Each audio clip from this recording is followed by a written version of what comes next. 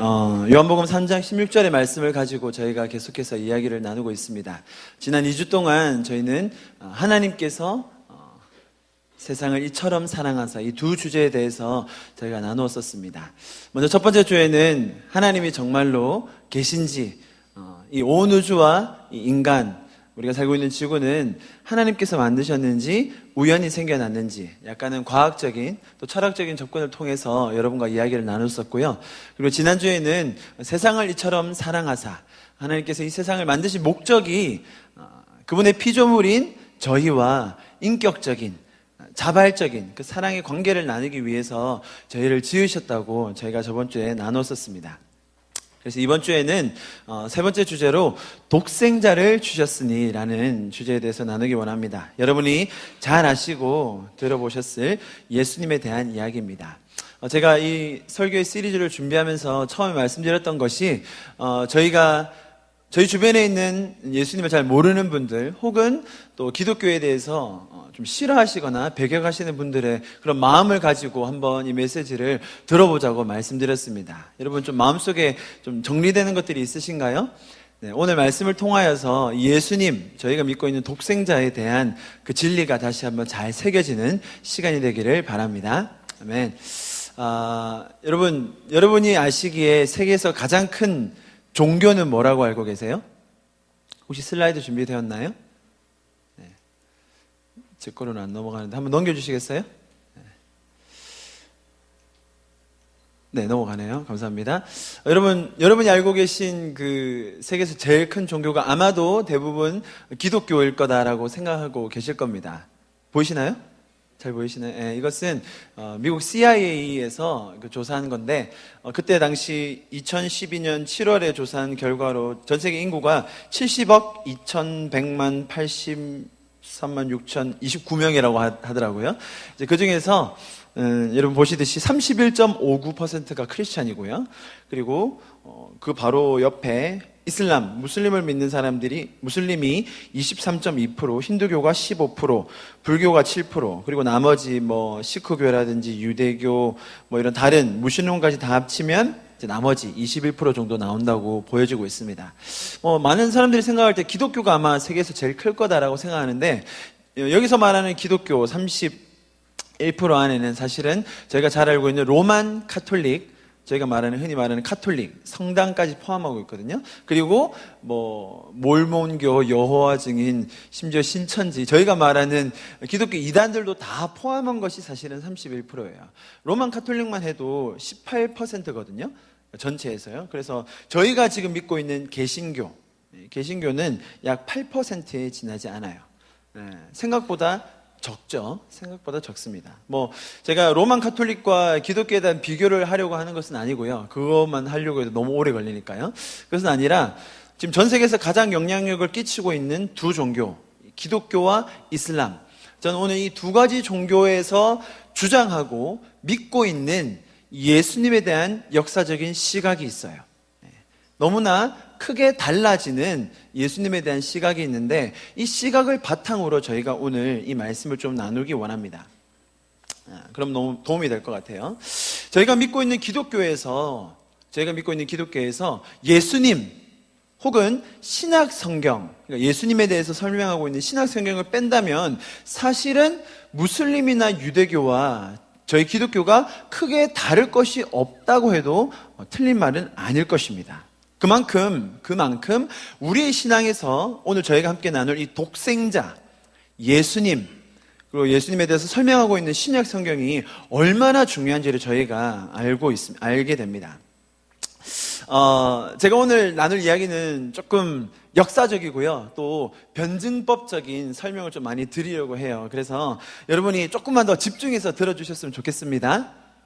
아멘. 네, 그래서 옆에 계신 분들이 점점 이렇게 고개를 숙이시면 그때 살짝 꼬집어 주시고 이렇게 격려하시면서 오늘 내용을 저는 준비하면서 그랬어요. 저는 이 내용이 사실이라면, 오늘 제가 말씀드린 이 내용이 정말 사실이라면 저 인생 달라질 줄 믿습니다.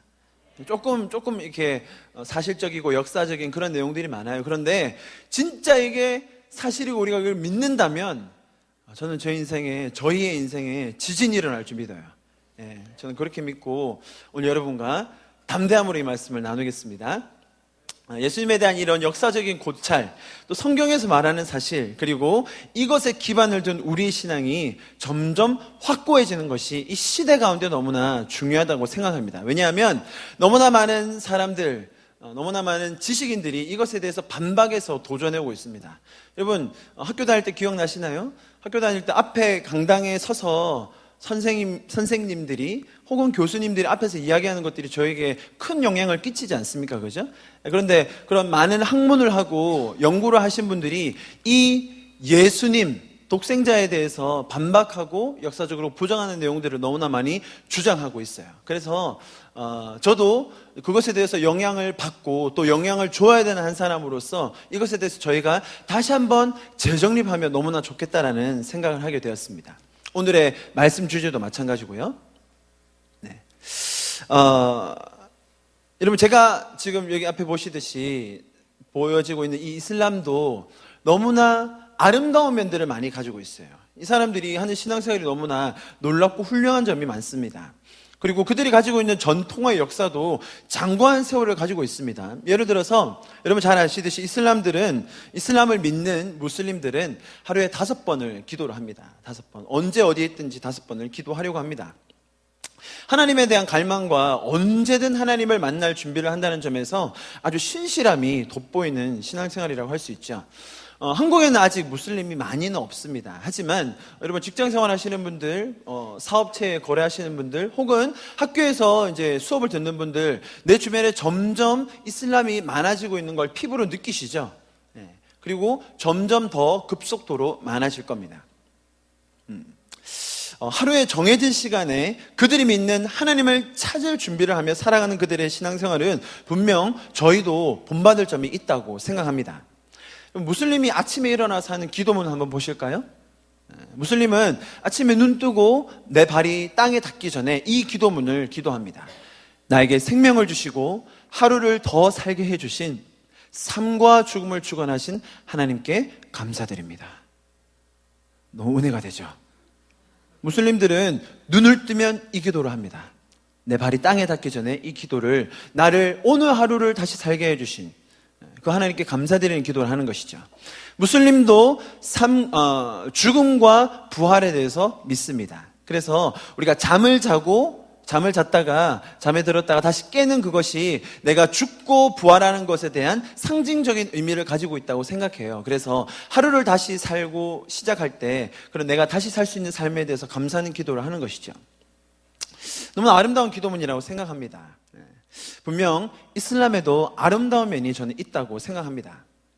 기독교에도 마찬가지입니다. 너무나 아름다운 복음의 소식이 있습니다. 아까 영상에서도 보셨듯이 세상에 어떤 것도 해결할 수 없는 그 죄의 문제에 대해서 기독교는 대안을 제시하고 있습니다.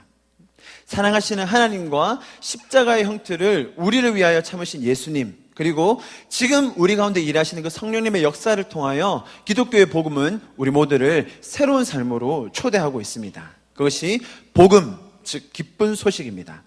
아무리 노력해도 우리는 죄에서 벗어날 수 없다는 것이 복음의 시작입니다. 그리고 죄를 가지고는 하나님 앞에 설 수 없다. 그래서 하나님께서는 죄 때문에 멀어진 그 하나님과 인간의 관계를 자기의 독생자인 예수님을 보내서 해결하려고 하셨고, 그리고 그 은혜로 말미암아 우리는 하나님께 나아갈 수 있다. 여러분, 이것이 바로 복음의 소식입니다. 우리의 죄를 사하시기 위해서 하나님 스스로가 그 참욕을 당하시는 것을 감당하셨습니다. 저희가 지난주에 좀 나눴었죠.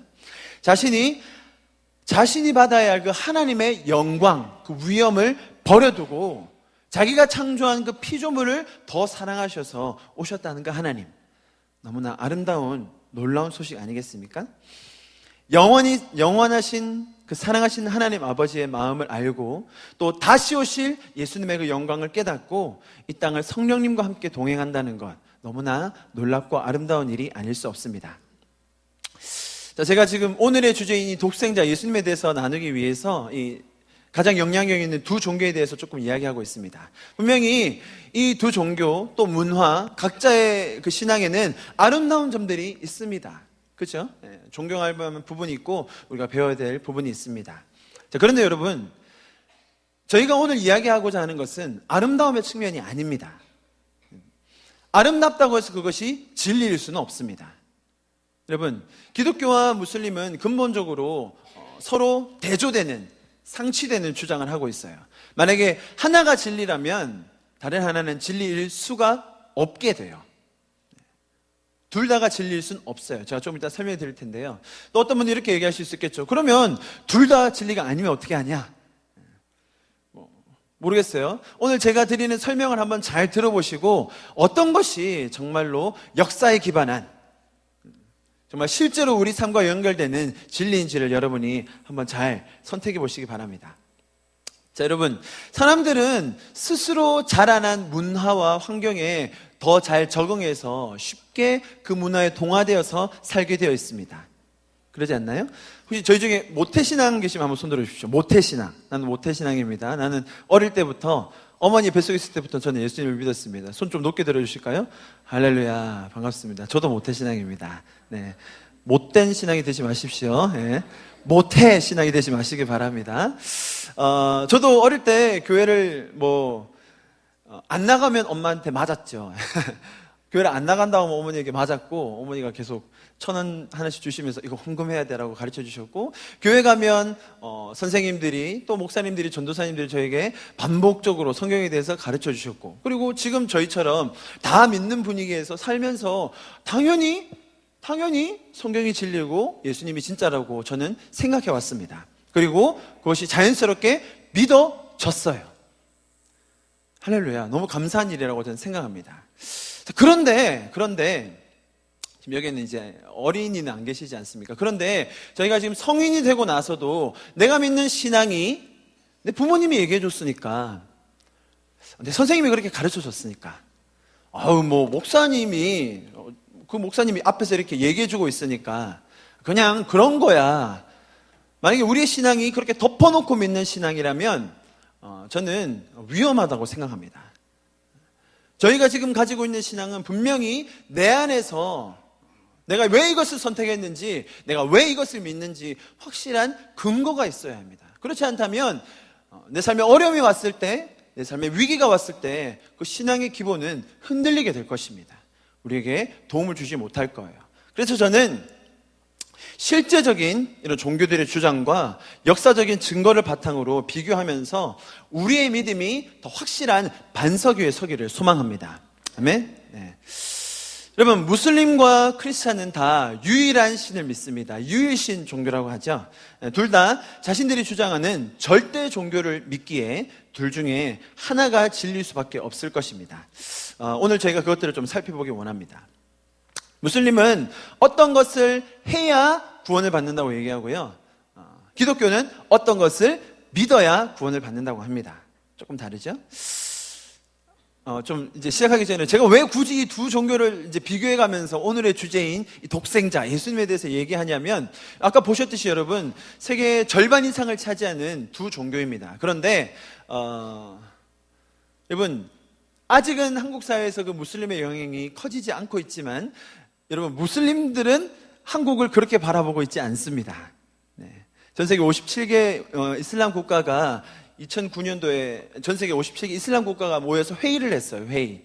어디에서 했는지 아세요? 서울에서 했어요. 신라 호텔에서. 그때 우리나라 정부와 사람들이 아주 반겼죠. 오일 자본이 들어온다. 와, 이 사람들이 우리나라에서 회의를 하겠다고 하는구나. 너무 반겼습니다. 환대해주고 환영해주고. 57개 이슬람 국가, 전 세계 16억 가까이 됩니다, 여러분. 그 사람들을 대표하는 나라들이 모여서 우리나라에서 회의를 했다니까요. 우리나라에서. 왜 했을까요? 이분들의 목표는 그겁니다. 적어도 2020년까지 한국을 이슬람화하겠다. 적어도 2020년까지. 한국이 이슬람화되면 전 세계가 이슬람화된다. 그렇게 그 사람들은 믿고 있습니다, 여러분. 한국에 들어와 있는 이슬람이라고 이야기하는, 무슬림이라고 하는 선교사의 숫자가 정확히 얼마인지 파악도 안 됩니다. 여러분 주변에 있는 그 많은 노동자들, 그리고 주변에 같이 일하시는 분들, 심지어 학생들, 선교사일 가능성도 있죠. 예. 그분들이 여러분께 전도하던가요? 잘 안 해요. 예. 그분들이 어떻게 한국을 이슬람화 시키려는지 아세요? 여러분, 유럽은 지금 이미 많이 이슬람화 됐어요. 유럽은. 지난 한 30년간, 여러분 아시죠? 유럽은 아이들을 많이 안 낳기로 유명합니다. 그죠? 프랑스 같은 경우도 한 명, 1점 몇, 아니면 1점 내려갈 때도 있고 그렇거든요. 아기를 잘 안 낳으려고 해요. 그러는 동안에 무슬림들은 평균 자녀를 몇 명 낳았는지 아세요? 8명을 낳았어요. 한 가정에서 평균 8명, 평균. 자, 20년, 30년이 지나면 어떻게 될까요? 전도 안 해도 됩니다, 여러분. 굳이 뭘 전도하고 이렇게 힘들게 합니까? 애만 많이 낳아서 기르면 그냥 무슬림 나라가 돼버리는 거예요. 예, 무슬림 나라가 돼버려요. 지금 이미 프랑스, 영국 등에서는 무슬림이 기독교를 앞서가고 있는 상황입니다. 예, 놀랍죠? 여러분 주변에 여러분 이게 다른 나라 얘기가 아니고요. 저는 지금 한국 얘기를 하고 있는 겁니다. 한국에 그만큼 무슬림의 영향력이 커질 겁니다. 제가 왜 이 두 가지 종교를 비교하면서 오늘의 주제 예수님에 대해서 이야기하느냐? 우리의 현실이기 때문입니다. 우리가 앞으로 맞닥뜨리게 될, 또 우리가 어떤 사상의 싸움이 아니라 경제의 싸움이 아니라 우리가 가지고 있는 신앙의 본질, 종교의 전쟁이 될 것이기 때문에 제가 이 말씀을 오늘 여러분에게 드리기 원합니다. 혹시 저희 중에 제가 먼저 좀 질문 드리고 해야 될 것 같아요. 무슬림 계세요? 무슬림? 여러분 이건 저는 무슬림이 계시면 좋겠어요. 예. 저 그래서 무슬림에 대해서 저도 객관적으로 연구한 것들에 대해서 같이 얘기해봤으면 좋겠어요. 예. 여러분 초청하시기 바랍니다. 예. 초청하시기 바랍니다. 교회로 잘 안 올 수도 있겠지만. 예. 여러분 무슬림들은요 교리를 따져가지고 그들에게 어떤 개종을 요구해서 그들이 자기 종교를 버리는 일은 거의 없어요. 교리를 따져. 왜냐하면 그들에게 무슬림을 버리고 다른 종교로 개종한다는 것은 단순히 내 신앙을 바꾸는 것이 아니라 내 부모를 버리고 내 조국을 버리고 심지어 내 목숨의 위협을 받을 수 있는 선택이기 때문에 그들에게 자신의 종교를 버리고 개종한다는 것은 절대로 쉬운 선택이 아닙니다. 하지만 많은 무슬림들도 저희가 아까 제가 모태신앙에 대해서 물어봤던 것처럼 무슬림들도 대부분 모태 무슬림들입니다. 이해하시겠죠? 왜냐하면 나라가 무슬림이니까, 우리 가족이 무슬림이니까, 우리 형제가 무슬림이니까 나도 무슬림이다라는 사람들이 많아요. 그러다 보니까 이제 무슬림들도 점점 나이가 자라면서 세상을 살아가고 어려운 일을 닥쳤을 때 자신의 신인 알라를 찾고 무하마드 선지자에게 기도하지만 뭔가 해결되지 않는 부분이 있을 때 진리에 대해서, 그 절대적인 진리에 대해서 궁금함이 있을 때 답답해하는 청년 무슬림들이 늘어가고 있어요. 여러분 무슬림들은 꿈과 환상을 통해서 하나님이 말씀하시면 그것은 절대적인 진리로 받아들입니다. 그래서 요즘 어떤 일이 일어나고 있는지 아시죠? 많은 무슬림들에게 꿈과 환상을 통해서 뭔가 새로운 것들이 계시되고 있는 일이 일어나고 있는 거죠. 그런 의미에서 저희가 약간 생소할 수는 있지만 저게 크게 상관없다고 지금 느껴질 수 있지만 우리와 조금 견해가 다른, 조금이 아니라 우리와 견해가 다른 이 무슬림의 관점을 놓고 예수님에 대해서 역사적으로 그리고 성경에서 무엇이라고 말하고 있는지를 바로 아는 것이 우리 시대 가운데 너무나 필요하다고 생각합니다. 제가 몇 가지 무슬림이 생각하는 예수님에 대해서 좀 짧게 말씀드려 볼게요. 무슬림은 예수님이 하나님이라고 주장한 적이 없다고 이야기해요. 꾸란 5장 72절 또 5장 116절에 그렇게 기록되어 있어요. 예수님은 하나님이 아니다라고 하는 거죠. 또 예수님이 하나님이라고 하는 것은 예수님이 죽고 나서 다른 사람들이, 자기 제자들이 만들어낸 교리다라고 가르쳐요. 그럴듯하죠. 또한 4장 157절에 보면 예수님은 십자가에 돌아가시지 않으셨다라고 기록을 했어요. 신기하죠? 예수님은 십자가에 돌아가지 않으셨다. 자, 십자가에서 죽으시지 않으셨단 말은 즉 부활도 하지 않았다라고 얘기하는 거죠. 자, 여러분 보십시오. 세 가지입니다. 첫 번째 뭐라고요? 예수님은 하나님이라고 주장하지 않았다. 둘째, 예수님은 십자가에서 돌아가지 않으셨다. 죽지 않으셨다. 그렇다면 예수님은 부활하지 않으셨다라는 거죠. 참 너무 신기하지 않으세요? 왜냐하면 자 보십시오 여러분, 기독교에는 이 세 가지를 믿어야 구원에 이른다고 이야기를 해요. 딱 정반대되는 교리죠. 네. 넘겨주실까요? 슬라이드? 제 걸로 안 넘어가는. 다음 슬라이드요. 네. 그 전에 말씀이 있을 텐데. 네. 앞으로요. 네, 이 말씀입니다. 같이 한번 읽어볼까요? 시작.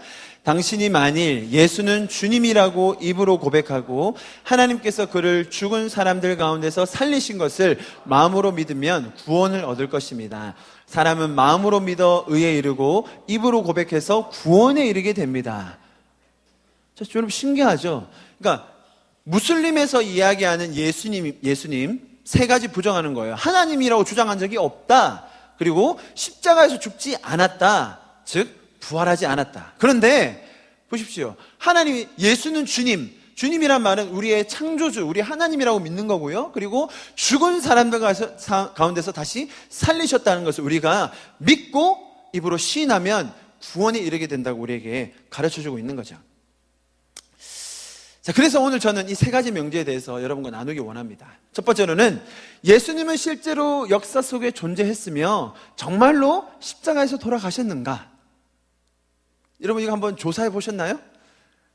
진짜로 이게 실제입니까? 두 번째, 예수님은 스스로 주장한 대로, 예수님 스스로 자신이 주장한 대로 하나님이신가? 여러분 이게 사실이라면 어떻게 돼야 될까요? 마지막, 예수님은 정말로 부활하셨는가?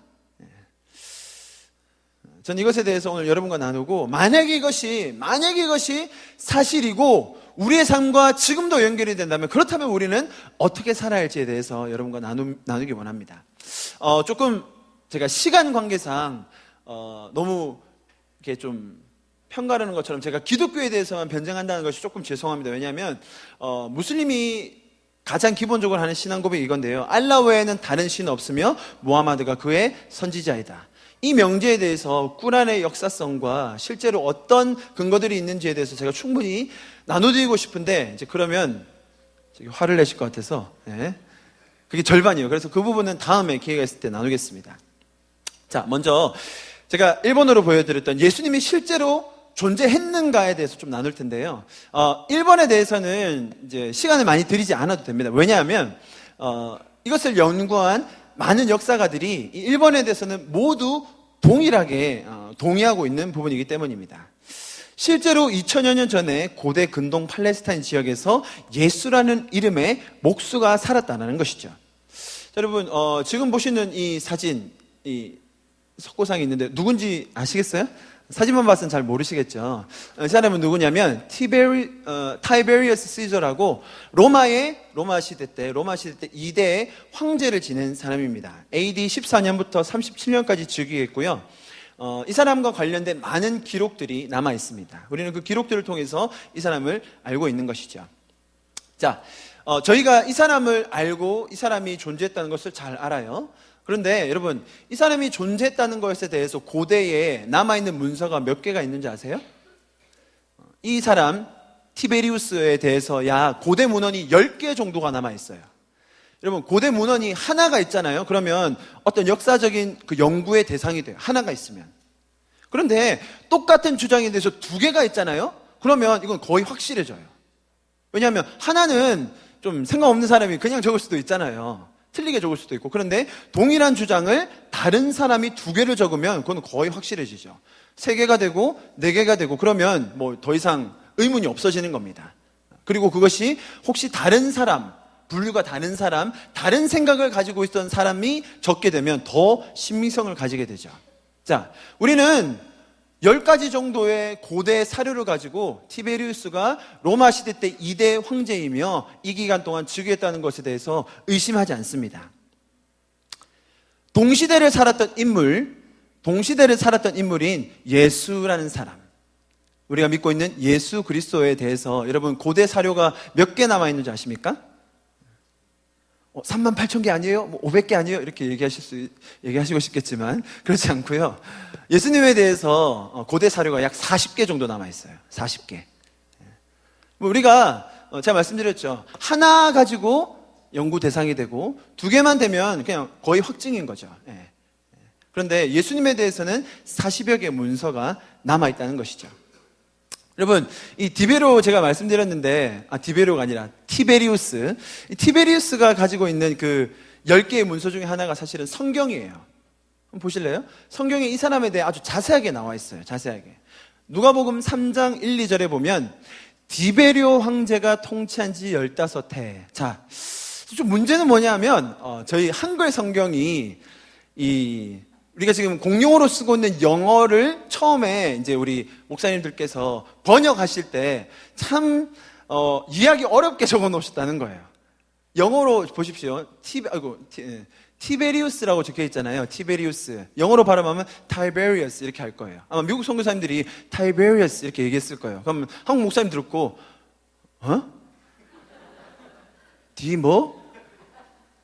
디베리오. 디베리오. 티베리우스하고 디베리오가 좀 매치가 되세요? 성경에 바사라고 나와 있죠. 바사 제국. 듣도 보도 못한 나라예요. 역사에 그런 이름이 안 나와요. 바사가 어느 나라예요? 페르시아예요. 왜 바사라고 했을까요? 페르시아를 영어로 하면 Persia예요. Persia. 여러분이 한번 그때 조선시대 한번 떠올려. Persia. 바사 이렇게 된 거예요. 참 애석하게도 그게 지금까지 우리의 번역으로 나와 있어서 저희가 이 역사와 매치시키는 게 되게 힘들어져요. 자, 여러분, 누가복음 3장 1, 2절에 지금 저희가 봤던 로마 2대 황제에 대한 기록이 너무나 자세하게 나와 있어요. 제가 한번 읽어볼까요? 티베리우스 시절을 말합니다. 황제가 통치한 지 15해, 곧 본디오 빌라도, 이것도 영어로 말하면 전혀 달라집니다. 본디오 빌라도가 유대의 총독으로, 자 보십시오. 헤롯이 갈릴리의 분봉왕으로, 그 밑에 왕이죠. 그 동생 빌립이 이두레와 드라고니 지방의 분봉왕으로, 루사니아가 아빌레네의 분봉왕으로, 안나스 가야바가 대제사장으로 있을 때에 하나님의 말씀 빈들에서 사가랴의 아들 요한에게 들린지라. 여러분, 성경에 나오는 지명 중에 약 85%는 지금 현재 고고학자들이 발견하기로는 지금도 우리가 어딘지를 알고 지금도 그 지명을 따르고 있는 곳들이 많아요. 성경을 흔히 얘기할 때 종교 경전으로 보기 쉬워요. 너희들이 믿는 신앙의 경전 아니야. 맞습니다. 저희의 믿음을 담아놓은, 예수님에 대해서 기록해놓은, 예수님이 말씀하신 것을 기록해놓은 종교 경전 맞습니다. 그런데 최근에 역사학자들과 고고학자들이 주장하는 것은 이 성경은 단순히 종교 경전으로 보면 안 된다는 거예요. 그레코 로만 시대, 즉 그리스 로마 시대에 너무나 정확한 역사적인 기록을 적어놓고 있는 역사적 사료로 봐야 된다는 주장이 많아지고 있어요. 왜요? 이런 말씀을 보십시오. 이런 기록은 다른 데 나와 있지 않거든요.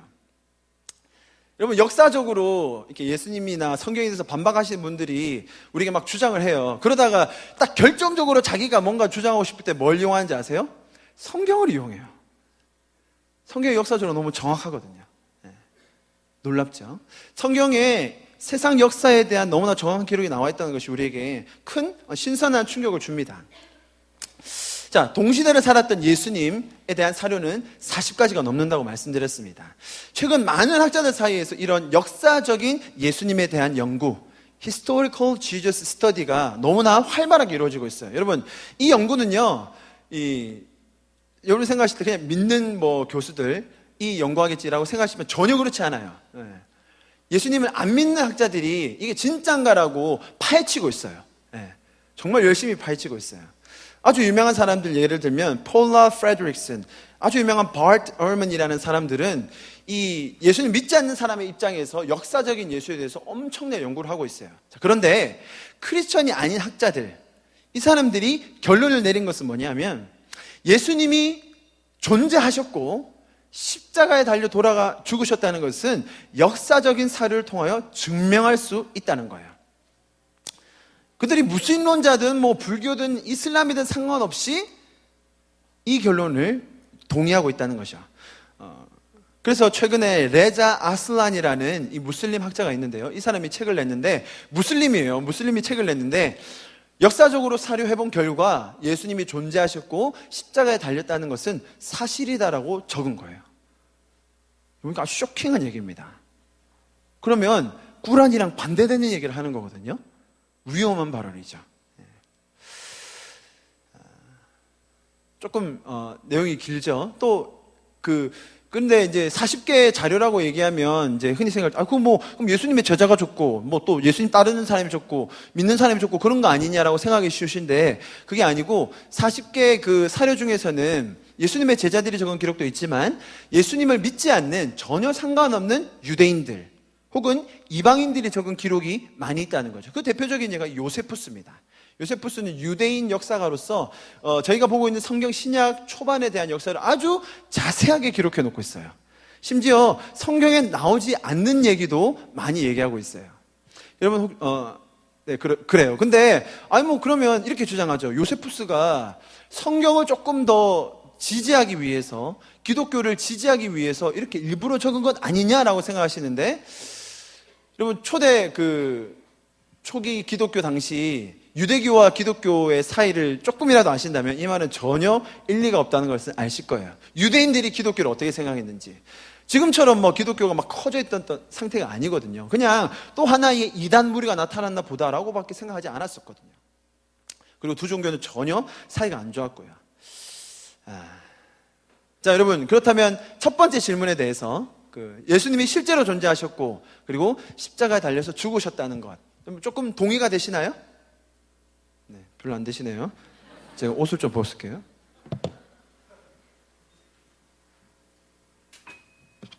더우세요?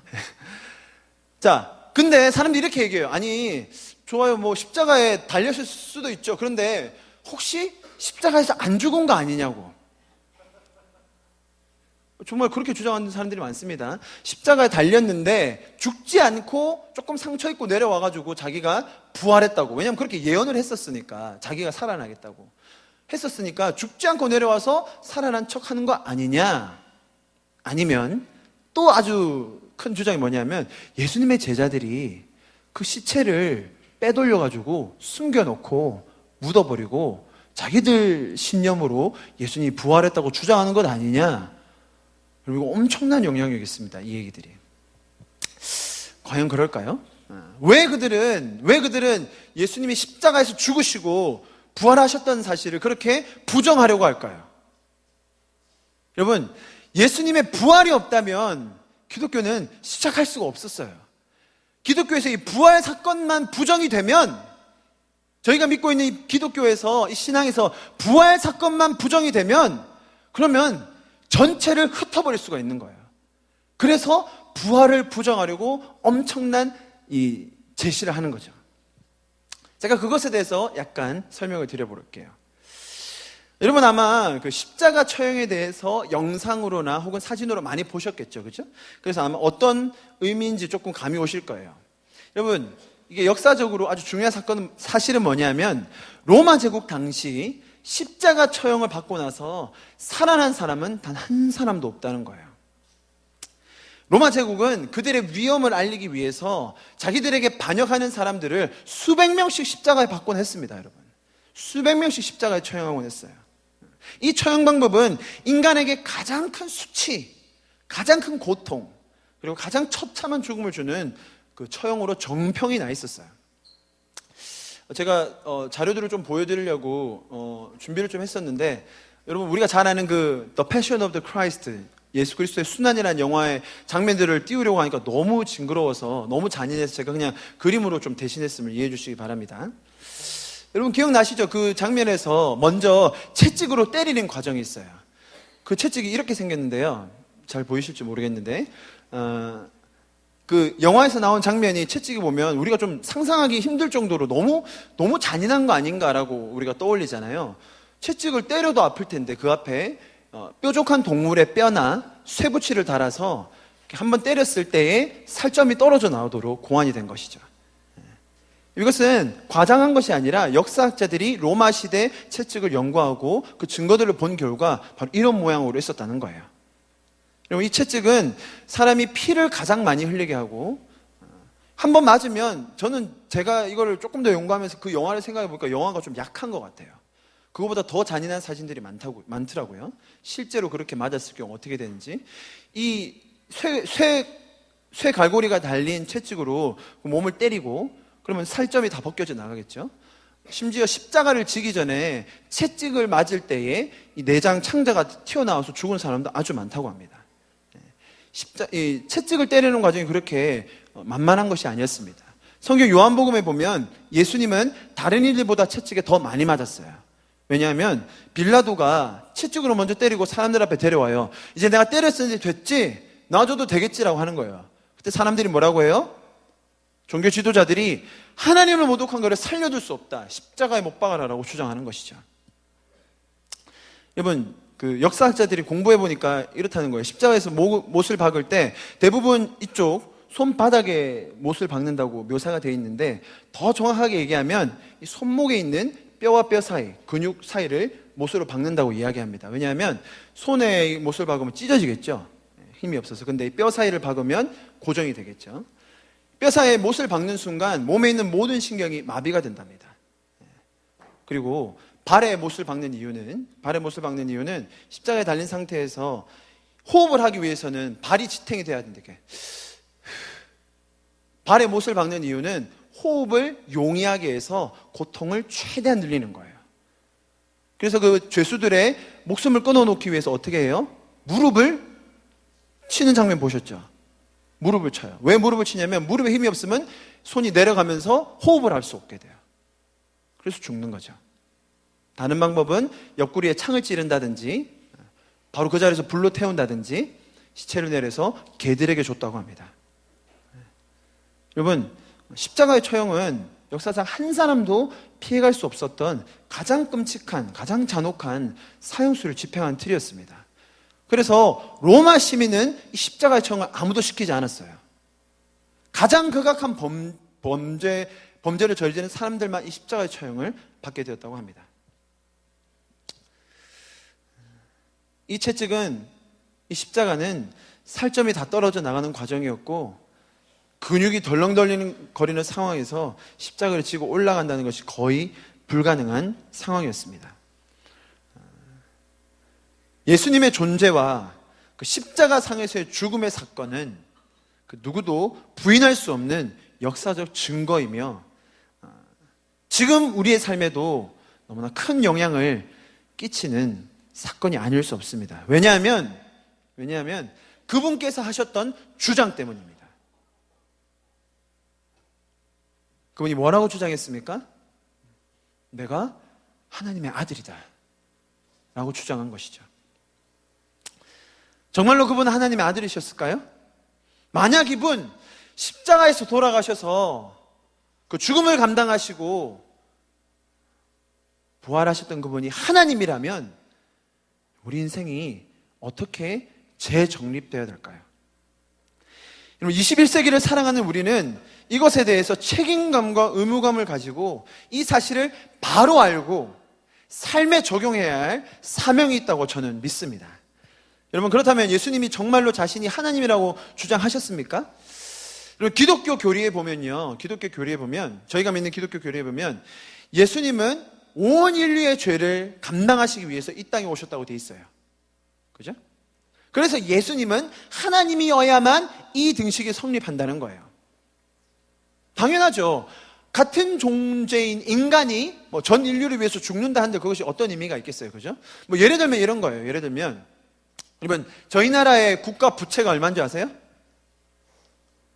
많겠지 이렇게 얘기하시겠죠?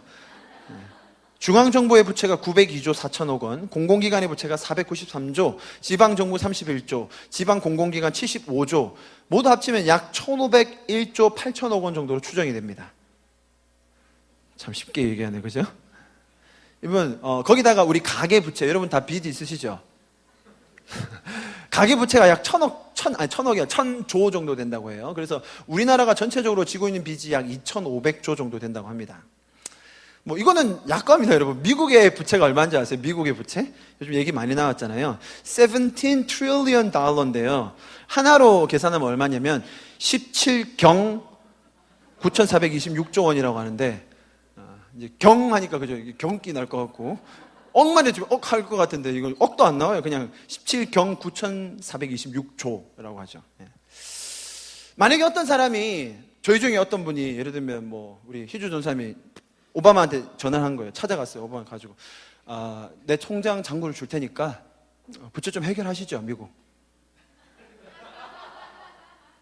박근혜 대통령을 찾아가가지고 제가 통장 잔고가 좀 있는데 해결해 드릴까요? 만약에 어떤 세계에서 잘 사는 사람이라 할지라도 최고 갑부라도 전 세계 국가가 지고 있는 부채를 다 감당한다는 것은 계란으로 바위치기겠죠. 그죠? 사람이 지어놓은 죄에 대해서 감당할 수는 없어요. 그런데 만약에 하나님이시라면, 그 일을 감당하기 원하시는 분이 하나님이시라면 얘기가 달라지지 않겠어요? 그 빚이 얼마나 크든 간에, 그 죄가 얼마나 참혹하든 간에 하나님이시라면 해결할 수 있는 것이죠. 여러분, 만약에 여러분의 친구나 혹은 뭐 가족도 좋을 것 같아요. 여기 아주 절친한 두 분의 친구가 앉아 계시잖아요. 우리 군선 형제님이 우리 옆에 계신, 제가 이름 또 까먹었네. 외웠었는데. 호기 형제님이 갑자기 군선 형제님 찾아왔어요. 가가지고 아주 진지하게 얘기를 하는 거예요. 귀에다 대고. 뭐라고 부르세요? 군선아라고 부르세요? 사장님? 네. 사장님, 제가 사실은요, 어제 알았어요. 제가 하나님이에요. 제가 숨겨놓고 있었는데 오늘 밝혀야겠어요. 제가 하나님이었어요. 군선님 어떻게 하시겠어요? 군선님이 워낙 이렇게 친절하시고 그러셔서 이제 다 이렇게 사람을 안아주시겠지만 아마 계속 그렇게 주장하고 막 카톡 프로필에 나는 하나님이었어 막 이렇게 하고 사진 올리고 뭐 이러면 아마도 점점 거리를 둘 겁니다. 그죠? 거리를 두고 만약에 여러분의 가족이 그러면 어떻게 하시겠어요? 심각해지죠. 마음이 어려우시겠죠. 그러지 않으시겠어요? 그런데 자, 여러분, 이런 사람이 있다고 한번 생각해 보세요. 나는 하나님이야. 나는 하나님인데 날 반대하는 사람들이 조만간 날 죽일 거야. 그 죽음은 내가 힘이 없어서 죽는 게 아니라, 능력이 없어서 죽는 게 아니라 너희의 죄를 사하기 위해서 내가 스스로 죽는 거야. 못 믿겠지? 못 믿겠지? 그럼 내가 증거를 보여줄게. 내가 죽고 나서 3일 후에 부활해서 너희 앞에 나타날게. 기다려라. 그렇게 말한 사람이 있었다면 어떻게 해야 될까요? 그 말이 진짜로 일어나는지 확인해 봐야 되지 않겠습니까? 그죠? 여러분, 너무나 많은 사람들이 자기가 하나님이라고 주장해 왔습니다. 지금도 많이 있어요. 하나님이라고 주장하는 사람. 여러분, 병원에 가시면요, 진짜 많아요. 예. 자기 하나님이라고 주장하는 사람 정말 많아요. 예. 역사적으로 많이 있었습니다. 예, 많이 있었어요. 그들에 대한 증거가 남아있냐는 거죠. 여러분, 오늘 저희가 나누기 원하는 예수님은 그렇게 주장하셨어요. 내가 하나님이야. 내가 하나님이야. 못 믿겠지? 내가 증거를 보여줄게. 그들이 날 죽일 거거든? 너희가 막지 않아도 돼. 막지 못할 거야. 아마 두려워서 다 도망갈 거야. 그런데 내가 그 증거를 보여주기 위해서 3일 후에 다시 살아나 볼게. 그럼 너희가 날 믿겠니? 날 믿겠니? 제자들이 전혀 이해하지를 못했어요. 죽는 것 자체도 이해를 못했고 살아난다는 개념도 이해를 못했어요.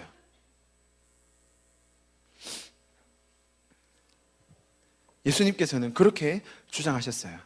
마태복음 12장에 예수님이 이렇게 주장하는 장면을 저희가 보면 좋을 것 같은데요. 마태복음 12장 38절에서 40절에 보면 이렇게 얘기하는 겁니다. 그때 당시 많은 이제 지도자들, 사회 지도자들이 이렇게 묻는 거예요. 예수님이 워낙 기적을 많이 베푸셨거든요. 막 귀신을 내어쫓고 병자들을 막 살리고 이렇게 하셨거든요. 근데 또 뜬금없이 이렇게 얘기하는 거예요. 우리에게 좀 표징을 보여주십시오.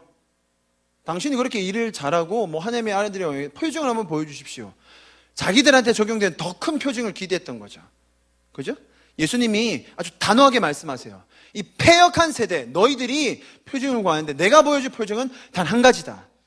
그게 뭐냐면 요나가 물고기 배에서 3일 동안 잠을 잤듯이 인자도, 여기서 말하는 인자가 누구예요? 자신이에요. 인자도 3일 동안 땀 속에서 잠을 자고 다시 일어날 것이다. 예수님은 자기 자신에 대해서 그렇게 예언하신 거예요. 여러분, 이 예언이 성취되었을까요?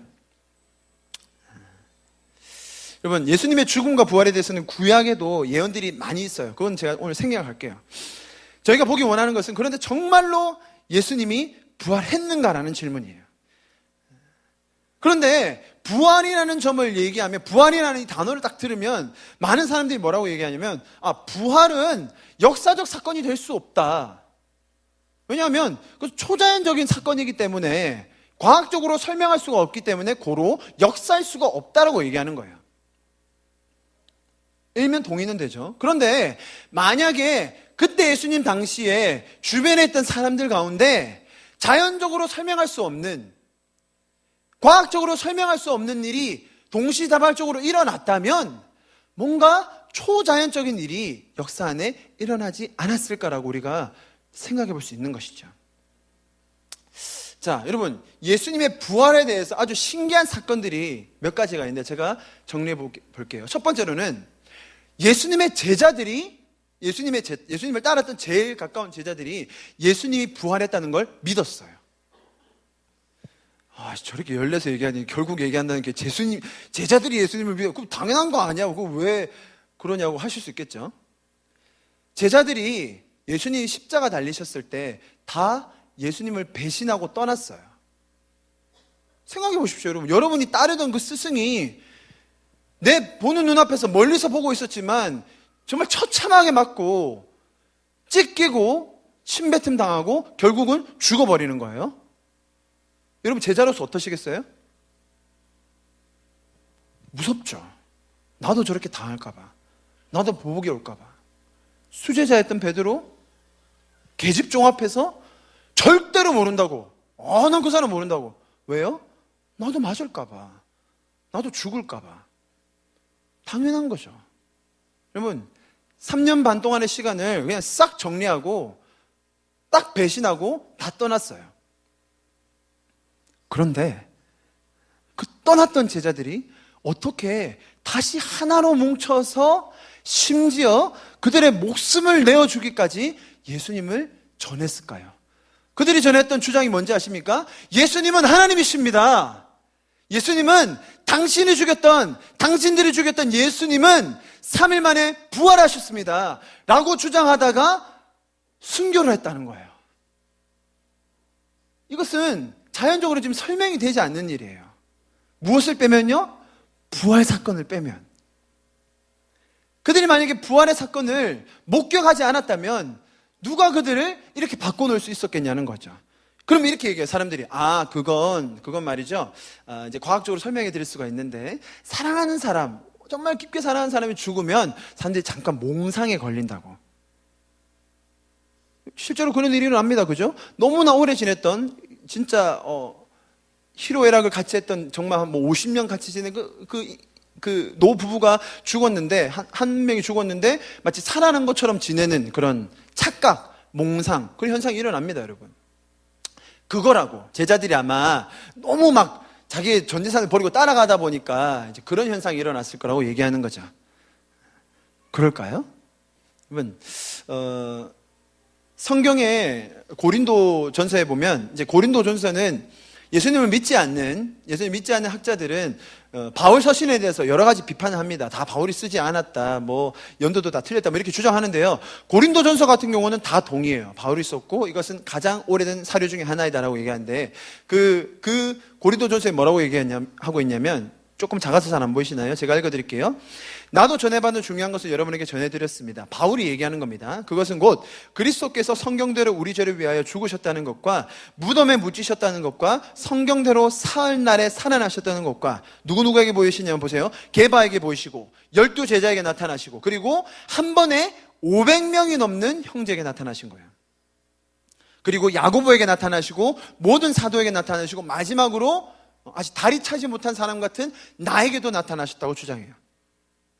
여러분, 500명이 한꺼번에 휙 해가지고 몽상에 걸릴 수 있나요? 그럴 수는 없어요. 여기서 주장하는 것은 그 500명 중에 대부분은 지금도 살아있고 지금도 봤던 그 사건에 대해서 아직도 기억하고 있다는 겁니다. 그리고 만약에 제자들이 스스로 시체를 감춰가지고 묻어놓고, 야, 우리가 그래도 배신했었지만 예수님을 따라서 한 번 더 한번 이렇게 봐야 되는 거 아니겠냐? 그러면서 예수님을 묻어놓고, 아무도 모르게 묻어놓고, 가가지고 예수님을 전했다면, 자기가 생각하는 그 거짓말을 가지고, 내가 알고 있는 그 거짓말을 가지고 내 목숨을 버리기까지 순종할 수 있었겠냐는 거죠. 그것이 가능하겠어요? 여러분, 제가 지금 제자들을 말씀드렸어요. 비단 제자들뿐만 아니라 예수님의 부활에 대해서 정말 믿을 수 없는 사람이 믿게 되는 사건들이 나옵니다. 그 중에 한 명이 예수님의 형제였던 야고보입니다. 여러분, 제가 말씀드렸듯이 뭐 친구야 뭐 그렇다 쳐도 내 가족이 내가 하나님이야 뭐 이러면 엄청 부담스럽죠. 아니, 나랑 맨날 밥 먹고 같이 뭐 씻고 자고 뭐 땀 흘리면서 막 목수일 하고 그랬던 사람이 뜬금없이 내가 하나님이라고 하면 여러분 같으면 황당하지 않으시겠어요? 성경에 보면 이 가족들이 예수님을 미쳤다고 얘기했어요. 네. 뭘까요? 네. 마가복음 3장에 보면 21절에 뭐라고 얘기하냐면 네. 그때 예수의 어머니와 동생들이 와서 밖에 서서 사람들을 보내어 예수를 부르니 아니요 죄송합니다. 예수의 친족들이 듣고 그를 붙들어 나오니 이는 그가 미쳤다 하밀러라. 예수님이 살아계셨을 때 예수님의 그 친족들, 어머니는 아니었어요. 왜냐하면 어머니는 천사의 방문을 받았잖아요. 그래서 계속 마음에 품고 있었다고 얘기해요. 어머니는 달랐어요. 어머니는 자신이 잉태했던 것부터가 기적이었기 때문에 그 사실을 잘 알고 있었죠. 자기가 몸으로 기적을 체험했으니까. 그런데 그 형제들인 특히 야고보는 전혀 예수님을 믿지 않았어요. 우리라도 그랬을 거고요. 그런데 아주 신기한 것은 야고보도 예수님을 인정하게 되는 사건이 있다는 거예요.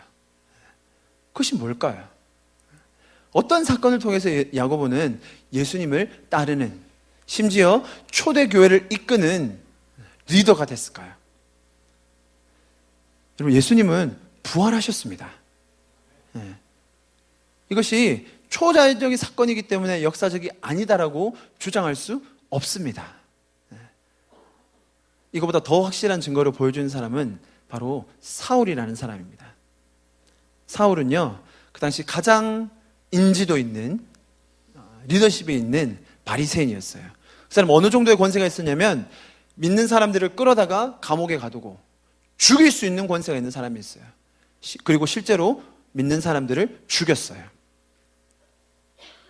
만약에 제자들이 시체를 감췄다면, 만약에 예수님이 죽지 않고 다시 살아나는 척했다면 이 바울 같은 인물이 자신의 목숨을 버려가면서 예수님은 하나님이시라고, 그분이 죽고 다시 부활하셨다고 주장할 수나 있었겠어요? 그럴 수 없었겠죠. 예수님은 역사 속에서 부활하신 겁니다.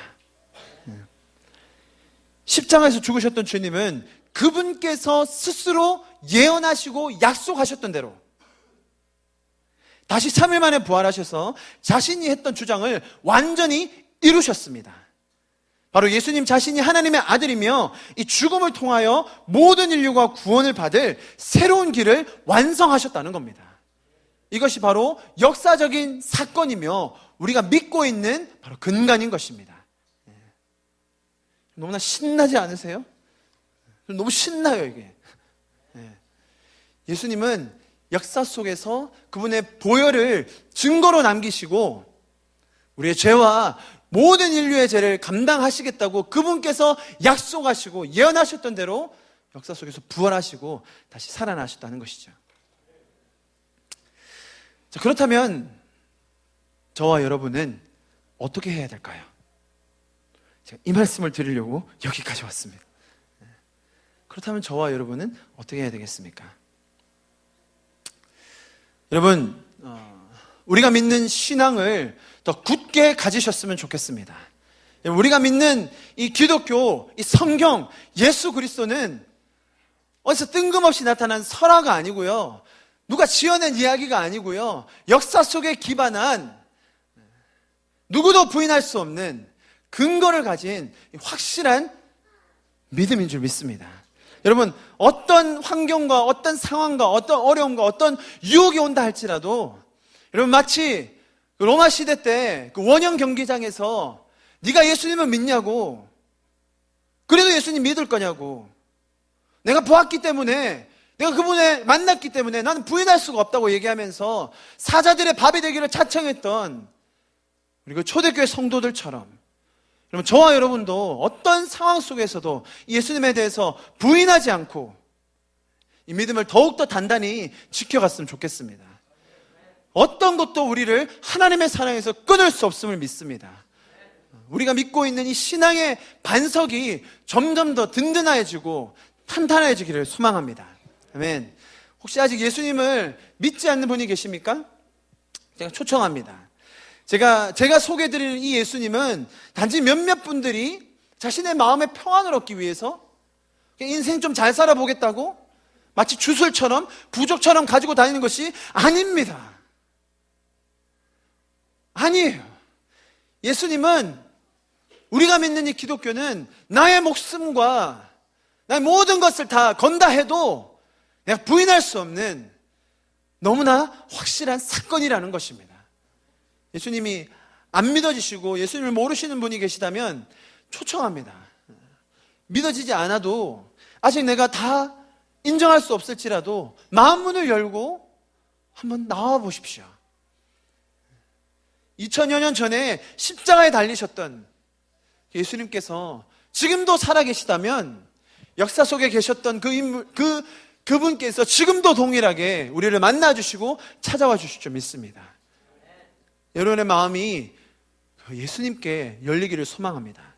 제가 아까 십자가에서 맞으셨던 그 채찍질, 십자가에 달리신 그 모습을 자세하게 묘사했던 이유는, 여러분, 저희가 지금 요한복음 3장 16절을 가지고 보고 있는 메시지의 핵심은 하나님께서 저와 여러분을 만드시고 그 만드신 목적이 그분께서 원하셨던 그 완전한 사랑, 하나님께서 먼저 우리에게 보여주셨던 그 사랑, 우리 쪽에서 자발적으로, 우리 앞에 무엇이 가로막는다 한들, 우리 앞에 어떤 어려움이 있다 한들 내가 자발적으로 예수님께 시선을 맞추고 고정하는 그 사랑을 원하시는 것이라고 제가 말씀드렸습니다.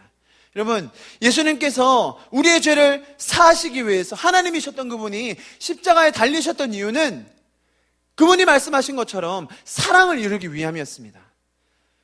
여러분, 너무나 착각하시는 분들이 많습니다. 예수님이 여러분에게 억만금을 벌어달라고 했습니까? 예수님이 여러분에게 큰 일을 이루어서 나에게 갖다 바치라고 했습니까?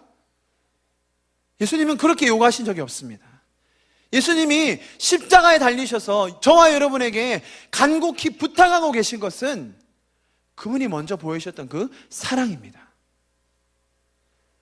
그 존재 전체를 들이셔서 우리를 위하여, 자신이 만든 그 피조물을 위하여 보여주셨던 그 사랑을 저와 여러분도 동일하게 하나님께 올려드리기를 원하신다는 것입니다.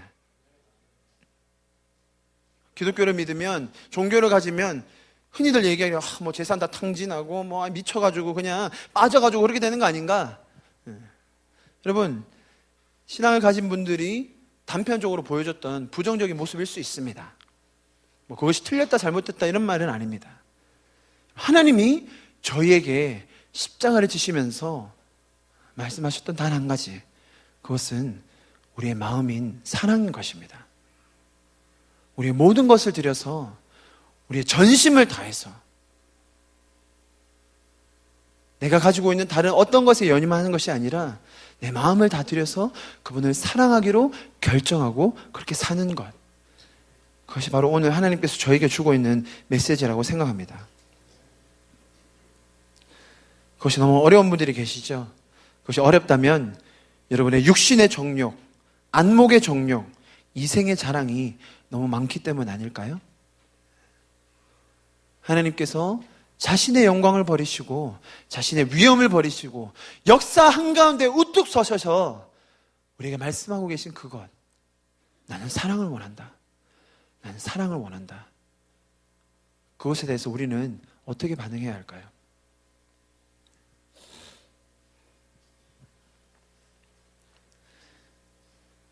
여러분, 우리의 모든 것을 들여서 주님을 사랑하는 것, 나의 온 마음을 들여서 주님을 사랑하는 그것은 창조주께서 우리를 향하여 태초부터 가졌던 디자인이며 우리의 삶을 가장 영광스럽게 하는 길임을 믿습니다. 예수님께서는 그때나 지금이나 영원토록 살아계시며 우리와 함께 계시는 창조주이신 전능하신 하나님이십니다. 우리는 그분께서 우리를 먼저 사랑하셨던 것처럼 우리의 마음을 열고 우리의 온 전심을 다하여서 그분을 사랑할 때에 이 땅에 우리를 창조하여 놓으신 하나님의 영광스러운 뜻을 온전하게 이루게 될 줄 믿습니다. 우리 좀 같이 기도했으면 좋겠는데요.